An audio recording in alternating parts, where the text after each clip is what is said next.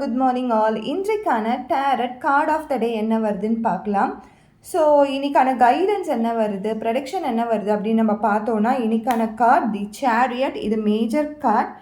Major கார்டில் 7th கார்டாக வரக்கூடிய card. இந்த கார்டு பார்க்கும்பொழுதே தெரியும், ஒரு பர்சன் ரதத்தை ஓட்டிகிட்டு இருக்காங்க. அதில் பாசிட்டிவும் இருக்குது, நெகட்டிவும் இருக்குது. ஸோ இன்றைக்கி ஏதாவது ஒரு டிசிஷன் நீங்கள் எடுக்க போகிறீங்க, அதில் உங்களுக்கு டிசிஷன் மேக்கிங் பண்ண முடியல, ரொம்ப கன்ஃபியூஷனாக இருக்குது அப்படின்ற பட்சத்தில் கண்டிப்பாக உங்களுக்கான வெல்விஷர் கிட்ட கேட்டுட்டு ஒரு முடிவை எடுக்கும் பொழுது கண்டிப்பாக அந்த ரிசல்ட் ரொம்ப பெட்டராகவே இருக்கும்.